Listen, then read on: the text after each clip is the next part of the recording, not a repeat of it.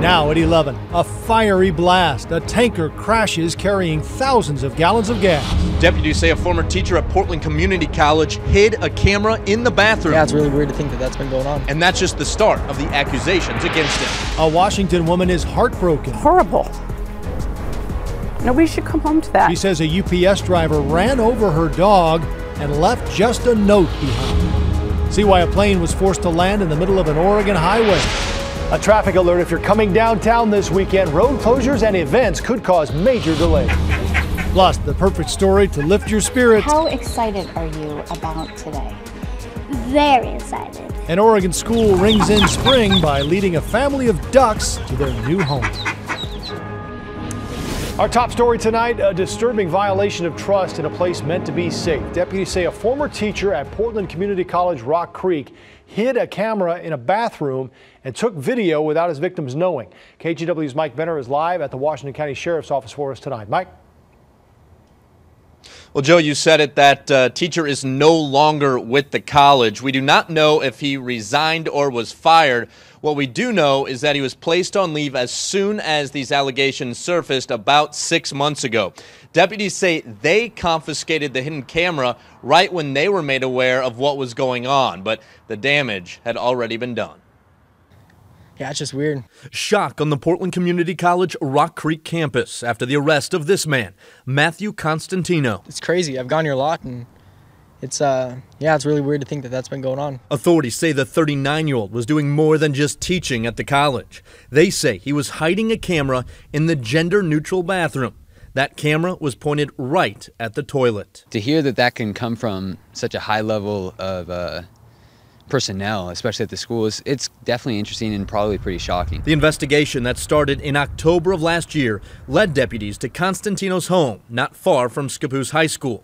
There, they say, they found upskirt videos that had been filmed at businesses near PCC Rock Creek. These are always disturbing cases because these victims have no idea what's going on. Obviously, they're in places they expect privacy, and so when they have no idea this is going on, we come to them and let them know what's going on. It's a pretty hard thing for them to hear. While deputies are working to identify additional victims beyond the several they've already found, students at PCC try to come to terms with the allegations against Constantino, who's no longer with the school. Well, I think you expect a certain amount of respect and privacy from your administrative and even your professors. At this point, Constantino is charged with invasion of personal privacy, but more charges are expected down the road. In the meantime, he's due in court in early May. Joe, back to you. Mike, thanks very much. A developing story tonight. Police are searching for a missing teenager from Camas who was last seen at school. Cole Burbank is his name. He was at Camas High School yesterday wearing a black and red checked shirt, jeans, and a blue hat. He was driving a 2010 black Honda Accord. His car is also missing. Burbank's cell phone was last pinged north of Clark College. He also takes classes there. A family friend is heading up the search effort. She wants to get people out looking for him as soon as possible. It's very out of character. He goes to school. He's very involved in choir. He is very calm, very sweet, very introverted, but sticks to schedules. So it is out of character, which is why we want to cover all of our bases. Family and friends are looking for volunteers to help search. They've set up a Facebook page with information on how to do that. It's called Cole Burbank Search Party. If you've seen him or his car, you're asked to call police.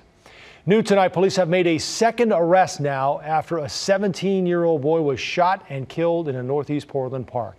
The second suspect is a 17-year-old as well. He's charged with robbery. Police arrested the first suspect, 18-year-old Cole Jones, last night. He's charged with murder. Officials say Jones killed Sean Scott Jr. while robbing him Tuesday at Holiday Park. Investigators said Jones and Scott did not know each other. Scott's mother issued a statement to KGW tonight saying, in part, "We would like to say thank you to everyone who has reached out to us and prayed for us. This has been the hardest 3 days of my entire life. I miss my son's voice and his trademark laugh, and I will miss him even more in the days and years to come." A plane had to make an emergency landing today on a highway near Eugene. A viewer caught this picture moments after the landing. Oregon State Police say the plane touched down on Highway 99W after losing power. 2 people were on board. They were not hurt. The plane has since been moved to a parking lot. We have a traffic alert for you tonight. Part of I-5 southbound is going to be closed for the entire weekend. You're looking live now at the interstate. It'll be closed from the Broadway exit to the Markham Bridge and will stay that way until 4:30 Monday morning. Crews are making concrete repairs under the Burnside Bridge. This is the first of 4 weekend shutdowns. You can find a full list of closures and detours on kgw.com. Certainly worth your time if you're heading into downtown starting this weekend, because there's also a planned march tomorrow. That starts at 1 at Terry Shrunk Plaza, then circles back through downtown. Protesters will be calling for President Trump to release his tax returns. Not to mention even more going on tomorrow. The Thorns kick at noon, the Timbers at 7:30. Busy weekend, Matt. Worth getting outside, though, because it sounds like it's going to be great. Yeah, absolutely, Joe. It's going to be our best weekend of the year if you look at it in terms of temperatures and lack of rainfall, which is what we mainly have right now, although there are some showers left at the coast. Those will be winding down quite quickly. Here's your Easter forecast. It's really a good one. We'll clear the sky out tomorrow, end up with sunshine, and get up to around 60. But on Sunday, mid-60s. We'll start out clear. The clouds will begin to roll in. Both mornings will be chilly, especially tomorrow morning in the 30s, and then even down to about 40 on Easter morning for sunrise services or Easter egg hunts, whatever it is that you have planned for Sunday morning. Coming up, though, we had a really active day today. Lots of hail.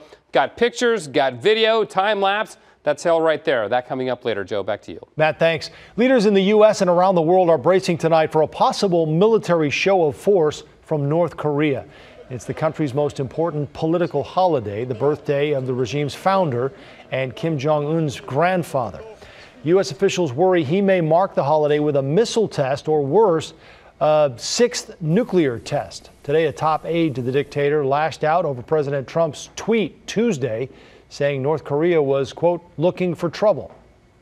There is the potential when you challenge a country that has nuclear weapons and that has a very unpredictable leader. Those kinds of threats could lead to a provocative act that could cause a miscalculation and send us into a nuclear war. U.S. intelligence officials say a North Korean nuclear complex has an arsenal of missiles that can't yet reach the U.S., but are a dire threat to South Korea and Japan and tens of thousands of American troops in that region. A fiery crash lit up the sky in Louisiana early today. Authorities say a fuel tanker rear-ended a dump truck. The tanker was carrying 8,000 gallons of gasoline, which quickly caught fire. You can see the flames and thick black smoke. The dump truck driver died at the scene. The other driver was seriously hurt. New tonight, police are asking for help finding a person of interest after a motorcyclist was hit and killed in Polk County today. Oregon State Police are looking for Michaela Ann Brown. Early this morning, state police responded to a fatal motorcycle crash on Highway 22. Not long after, police learned a car was burning nearby. OSP says that car was reported stolen a few days ago. And there was evidence there, they say, that linked it to the motorcycle crash. Police say Brown's last known address was in McMinnville. She has family ties there and also in Dayton. If you have any information, you're asked to call Oregon State Police. A Washington woman is heartbroken and upset after a UPS driver ran over her dog and left behind only a note. It says, sorry, but I backed over Toby. He's dead. Over by where I turned around. I didn't see him behind me. Sorry. I just didn't believe it because how do you write that? The driver did not call the family, even though the number was on the dog's collar. UPS says their policy in cases like this is to knock on the door and if no one's home, leave a note. Cynthia hopes they'll reconsider and change that policy. UPS says they have disciplined the driver for not notifying his manager about that incident. A Newburgh woman got quite a scare when someone started sending her threatening text messages. The person said they had been hired to kill her and her family. Those threatening messages started appearing on Bridget Lewis's phone earlier this week. She didn't recognize the phone number. The texter told Lewis she and her family would be spared if she converted to Islam within 5 days and paid $3,000. Lewis says she knew it was a scam once they asked for money. But the threats were graphic and especially unnerving because they seemed to have some of her personal information. You get scams all the time and you just blow them off. A scam where they're threatening the lives of your families is just off the top, and it's not something I was willing to play with. Best advice, if you get threatening messages from a stranger, don't reply, and certainly don't send them any money or provide credit card information. And if you are concerned about your safety, you can always call police. The Portland Dreamer, held by ICE agents for 19 days, says he was super scared and just wanted to go home. I'm happy to be home, happy to be back in Portland. I love Portland. This is my home, you know. I've been here since I was 6 years old. I was terrified hearing that I might be, you know, deported back to Mexico, which I have no memory of. 21-year-old Emmanuel Ayala Frutos was released from the detention center in Tacoma yesterday after his family posted bond. He was detained March 26 when immigration agents knocked on his door and said they wanted to talk about his DACA status. DACA, of course, is the Deferred Action for Childhood Arrivals program. Emmanuel will have to go to court next month for a deportation removal hearing. Well, you have a few extra days to get your taxes done this year. The deadline is Tuesday, the 18th. It was pushed back because of the Easter holiday. And if you need extra time, you can always file for an extension, but keep in mind that extension only applies to the paperwork, not the money. You have to estimate your tax payment and get that in by the 18th. The IRS will add penalties for any late payments. Next, from the night team, the city is taking action to stop people from parking on neighborhood streets and living in their RVs. Plus, it's the largest infestation of its kind in Oregon history. How the state's going after these Japanese beetles, worried they could take a big bite out of the economy. Plus, stay up for the Duckling Parade, a spring tradition at this Oregon elementary school.